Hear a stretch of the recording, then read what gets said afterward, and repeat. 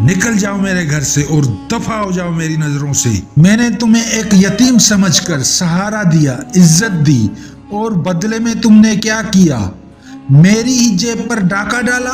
سائمہ بولی خدا کے لیے ایسا مت کہیں راشد، میں نے چوری نہیں کی، میرا یقین کریں۔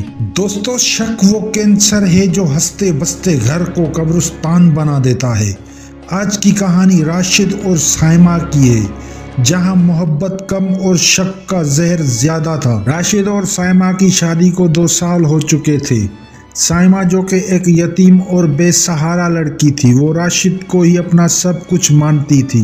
وہ اس کا خیال رکھنے میں کوئی کسر نہیں چھوڑتی تھی، لیکن راشد کے دماغ میں شک کا کیڑا گھس چکا تھا۔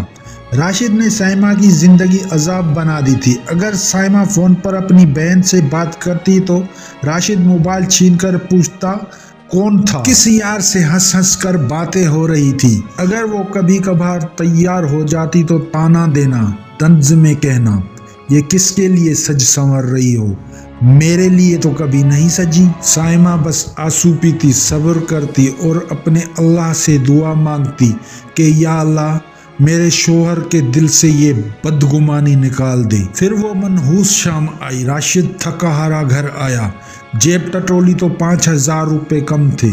بس پھر کیا تھا، اس کا پارا پانی ہو گیا۔ وہ سیدھا کمرے میں گیا اور بنا کچھ پوچھے سائمہ کے منہ پر ایک زوردار تماچا مار دیا۔ راشد چیختے ہوئے، مجھے پتا تھا کہ تم ہی میری کمائی چراتی ہو، بہت برداشت کر لیا میں نے، آج فیصلہ ہو کر رہے گا۔ سائمہ قرآن کی قسمیں کھاتی رہی، پاؤں پکڑتی رہی، راشد میں نے پیسے نہیں لیے، لیکن شک کے اندھے راشد نے اس یتیم کا ہاتھ پکڑا اور رات کے گپ اندھیرے میں گھر سے باہر دھکا دے دیا۔ اگلی ہی صبح راشد دفتر جانے کے لیے تیار ہوا۔ جب الماری کھولی، دوسرا کوٹ نکالا اور جیسے ہی جیب میں ہاتھ ڈالا، اس کے پاؤں تلے زمین نکل گئی۔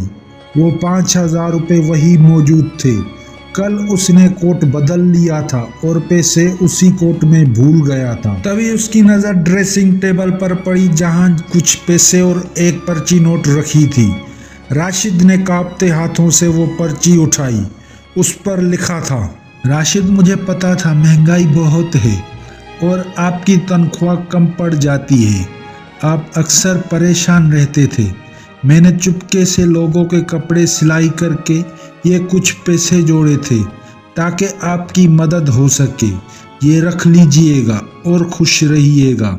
راشد وہی زمین پر بیٹھ گیا۔ اس کے آنسو اس پرچی کو بھگو رہے تھے، لیکن اب کیا فائدہ؟ وہ بھاگا سسرال گیا، معافیا مانگی، منتیں کی، لیکن سائمہ نے ایک ہی جواب دیا کہ میں غریب بھی تو کاٹ سکتی ہوں، لیکن بے عزت ہو کر شک کے ساتھ نہیں جی سکتی۔ اس نے خلا کا فیصلہ کر لیا۔ دوستو، اپنے شریک حیات پر کانسلیشن بھروسہ کرنا سیکھیے، کیونکہ جب عورت کا دل ٹوٹتا ہے تو پھر وہ جڑتا نہیں اور انسان کے پاس صرف کاش ہی رہ جاتا ہے۔